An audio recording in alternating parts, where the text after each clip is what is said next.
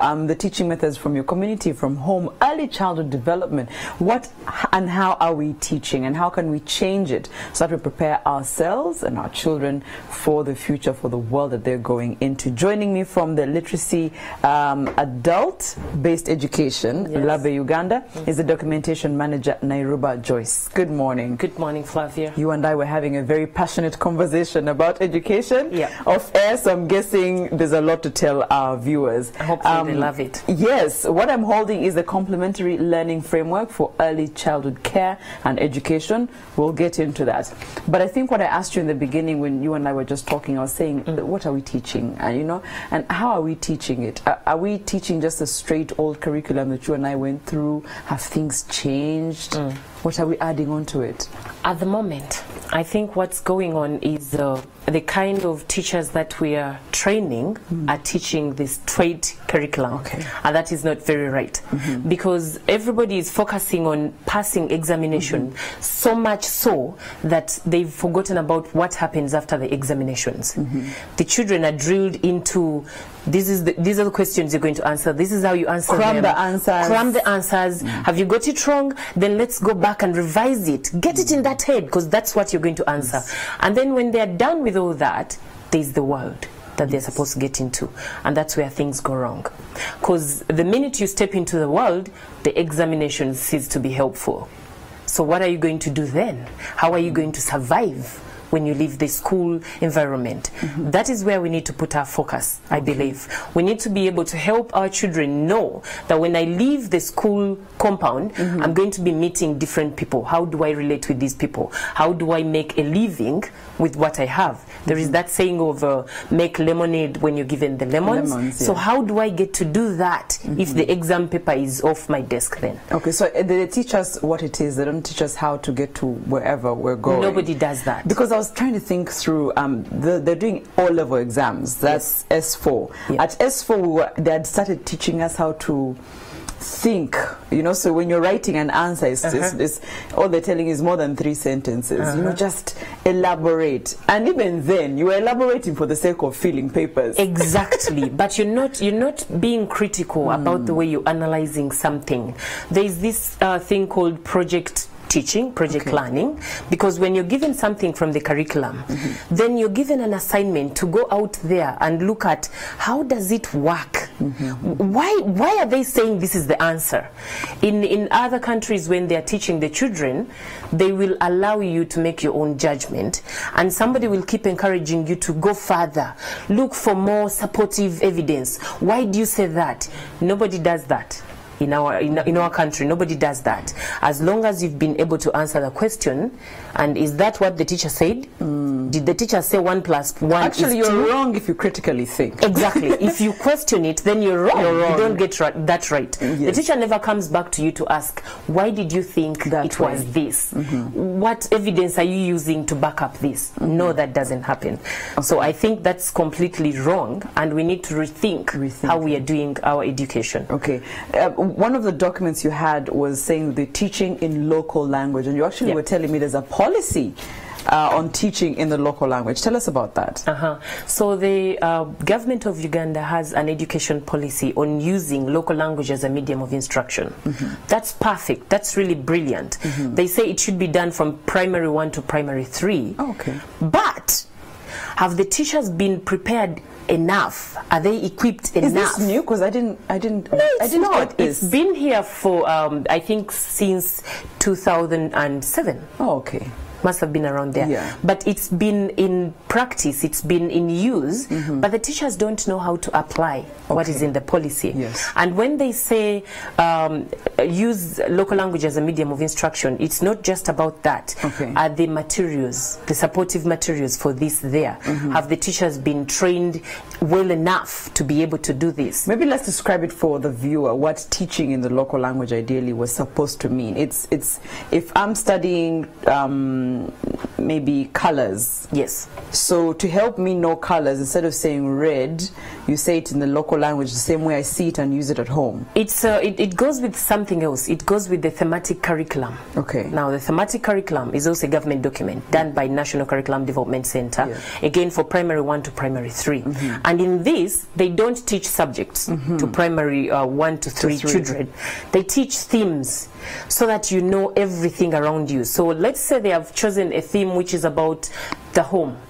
Yes. And in the home, there are things that the child has been exposed to. Yes. So because the child has been exposed to this, if you use the local language, which they've also been using at home, they are able to participate in the discussion that you're having. Yes. So the teacher encourages them and asks what things are in your home. What have you seen there?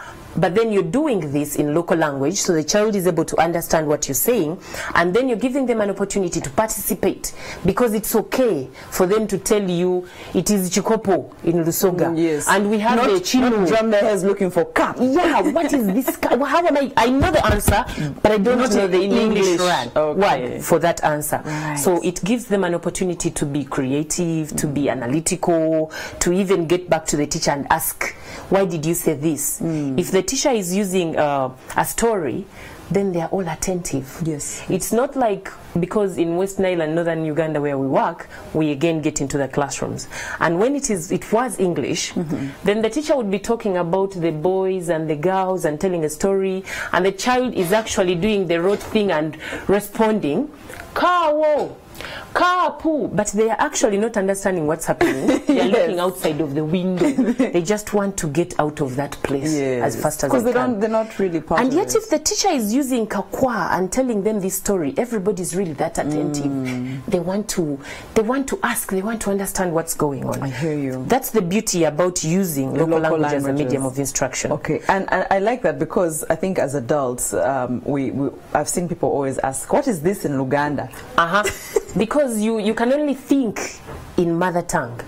Yes. There is no way you can begin thinking in English. If somebody asks you something complex, you first of all have to go back to what you understand better, which is your local language. Yes. Then you say, oh, okay, now I get it. And you can be able to answer, you can be able to question it, but that is best done in your local language. A question for you, Flavia. Yes. Have you ever dreamt in English? Just dreaming. It's almost impossible, because naturally you're wired to think and do things in your own comfortable zones, which is local language. Oh, wow. So we should be applying this to the education as well, if we want the children to understand much better. The problem is, at the moment in Uganda, we have an early exit model, which means that using local language can only end up to primary 3. Okay. And then there is the transition class, and then you're supposed to slowly get into English. But the teachers don't know that. They think when they say transit, then I am transiting fully. Change the materials, stop local language, go straight into English. I don't care that you're not understanding, but they said transition, so I should start using English. Okay. And the problem is, again, the teachers who are doing this don't know what kind of English, how do I even use the English to teach the children? So they will carry an entire textbook in the classroom, read it for the child, and the child is just writing what the teacher is saying, even when they don't understand I know this. Tell us, go to page 45 to 49. You're lucky, because you had textbooks to look at. In the places where we work, the textbooks can be kept in the head teacher's office, locked up, beautifully packed out there, but the children are in the classroom, and the teacher is talking about the map of Africa, but there is no atlas. They're going on what the teacher has drawn. Yes. They're bad artwork. And there is Africa and Northern Africa. So what are the capital cities in Northern Africa? And then everybody just has to put up their hand and try. And if they fail, the teacher says everything and writes a full blackboard of African countries with their capital cities. No atlas, no nothing to look at. But it's there. It's just not being used. Yes, it's there. It's in the cupboard somewhere, but it's not coming out to be used. Joyce, based on the people you've worked with and the districts you're working in, I feel like mindset is big here? Because if you're telling me textbooks are there, the atlas is there, but it's covered somewhere. It's like, you know, an artifact that we're just supposed to look at. Isn't that mine? Somebody is going to come and ask whether these textbooks are there, so I need to keep them there. Oh, accountability. Accountability. Yes. That is one thing. But I also believe it's about how we are trained as teachers. It's about, because the system that we are taking our children through right now is exactly the same system we went through. Yes. So if I wasn't taught properly, then I am not going to know how to help the children. So in my own judgment, I think the kids that we have right now are probably going to be worse, because the system they are going through is horrible, if I may say so. The teachers don't know how to use the atlas. So it is there, yes, and I know it is there, but I don't know how to apply that to my classroom. How do I use my environment? One time we were discussing with my colleague, and we were not very happy about what the children were going through. And it was about teaching a flowering plant, a flower. And trust me, the teachers could not even ask the children to get out of the classroom, pick some flowers, bring them back, and we look at them. And study off looking at them. But what does it take to get a flower? It's there, it's in the environment, it's in the compound, and you don't have to go out there as a teacher to pick it. You could just ask the kids to go and get it. Someone said you're teaching people about beans, but not taking them to the garden. To look at the beans even, to see how the beans grow. That is what they call project teaching and project learning. Yes. The teachers, I remember at least sometime in our days, teachers would tell us to even plant those seeds to know how long does it take for this one to grow. It doesn't happen anymore. They don't have the time for that.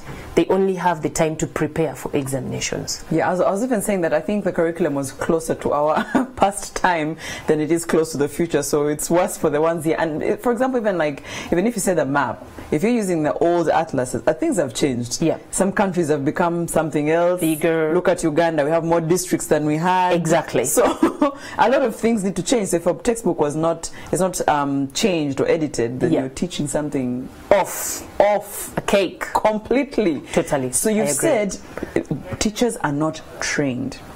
So that's you're speaking on the quality of teachers that we have. It's not that it's their fault. It's their training institutes where we need to start. I believe that is where we need to go first. Okay. It's not that the teachers are not trained. I'll give an example. The primary teachers who are supposed to handle the thematic curriculum are trained, but using English.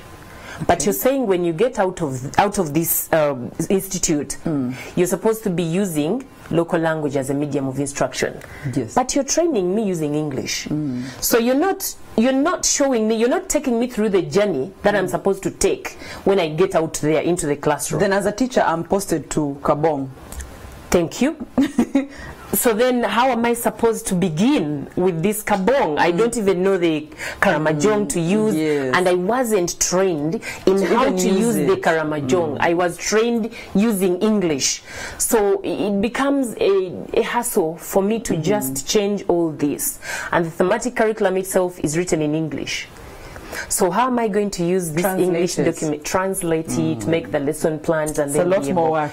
There's a lot more work to be done if this is to work. Let's talk about find the quality of teachers, but what about the resources? Because teachers will come and tell you, we don't have enough resources to teach the students the way we would have loved to do it. And it's okay for some parts of the country. Now, when we go up to where we work, that's a disaster. Why? There are minority languages up there, and no publisher is interested in doing something for a few people because it's not going to work. And some of them actually initially didn't even have orthographies, which are the guiding documents of how you write your language, how you speak it, and etc. So for us, we had to begin from helping them to put together orthographies. There are also other organizations which support this kind of work. But we've gone ahead, and for the primary schools, we've set up a few ICT hubs so that we can teach the teachers that you don't have to wait for Kampala to send the materials, because they might never come. They might come when these kids who are in P1 are now mothers. That is too late. So instead of waiting, we are training them in how can you use this basic ICT that you have, punching things here and there, and make a material that you can use in your classroom.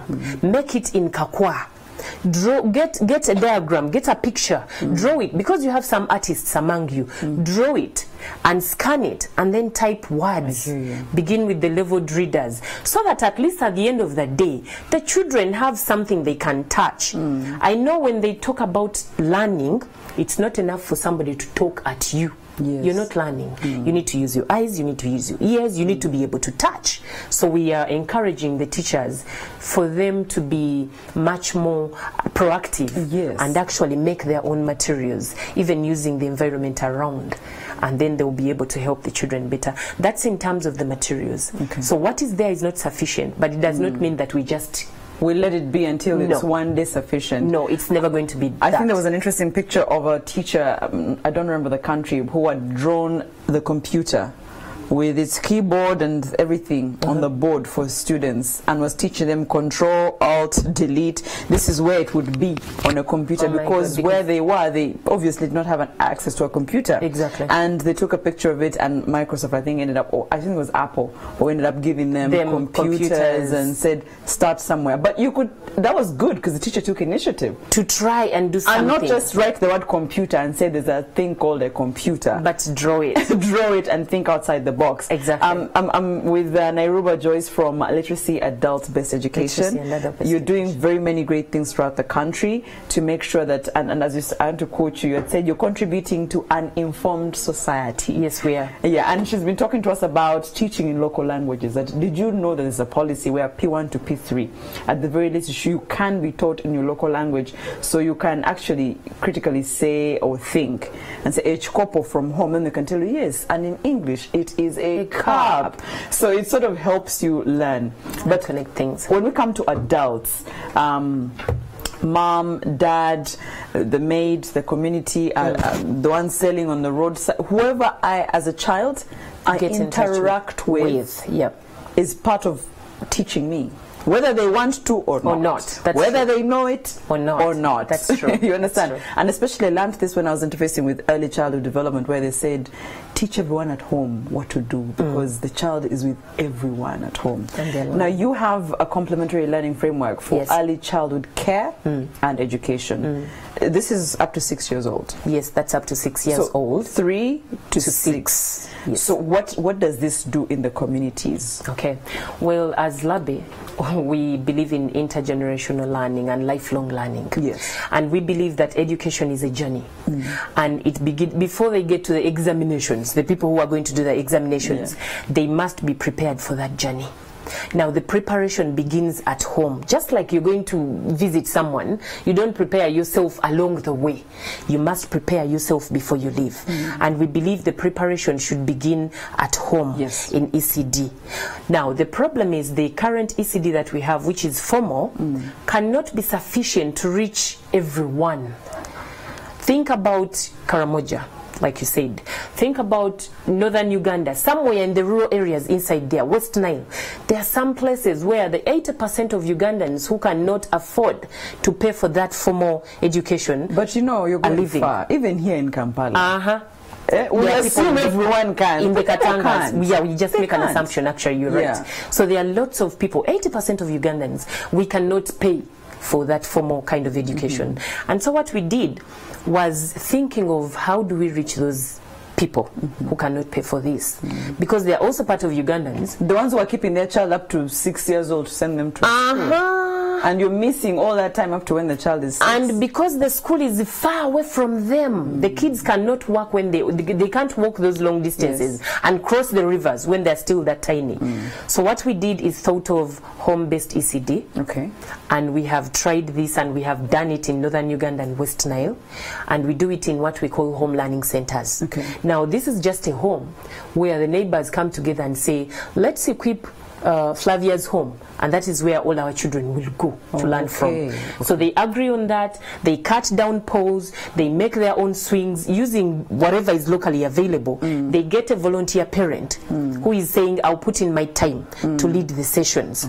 And when this volunteer parent comes on board, that is the person we train All right. And we have worked, because it's not a haphazard thing, it's actually in the policy, in the ECD policy, Ministry of ECD policy.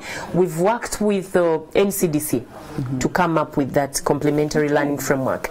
It is exactly what is in the formal section, formal learning ECD framework, but it is adapted to being non-formal. So the person in the community can teach, do it even without background or experience. Exactly. In teaching. So they get the training, they get supportive documents like this, they have the lesson plans in here, and they are trained in how to do it, and it is in local language. Okay. So they can do it with their children there. Okay. It goes a step further, because remember, the parent is around, and the parent is the first teacher. Yes. So the parent is also on board.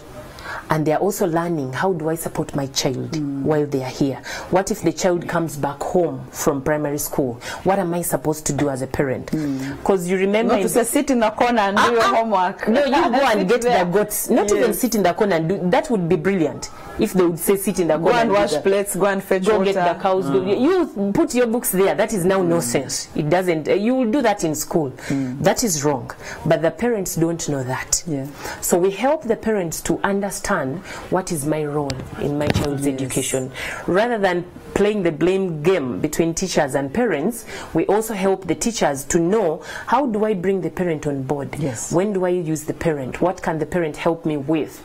So that they don't keep to their own angles and say it is about teachers, it is about teaching, so nobody else would interfere. The parent is the first teacher. I still believe in that. So that is what happens with home-based ECD. It is something that can be done anywhere with as meager resources as possible. So we don't have to wait for when a nursery school will be built. We can begin now. Yeah, simple. Or in Kabbalah's at home, you can be the one who has a center. That is it. That you is tell what them, we are bring saying. all your children around here. Today we'll be reading about this. Exactly. And that's as simple as a learning As center. simple as that. Labia has done brilliantly, because I feel like if you want to reverse some of the effects that we have today, that's where you start. You start with the next generation, young as they are. By the time they get to P5, they're questioning. Exactly. What is going on? Why are you teaching like this?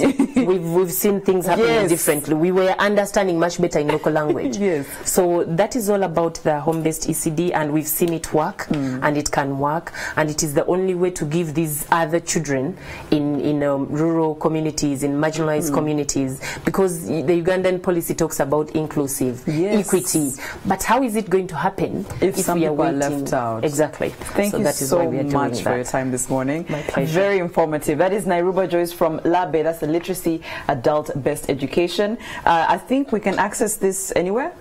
At the moment you probably can't, but we'll put it on our website so that people can be able to access them. And it is a government document. So it's also accessible? Yes, it's that's accessible from the National Curriculum Development Center. Thank you, Joyce, for your time this morning. My pleasure, Flavia. All right, we were talking about changing how we can learn and how we can teach youths and young people, and to become, of course, the best citizens and best future we can give them. That's it for Morning at NTV. Have a good day.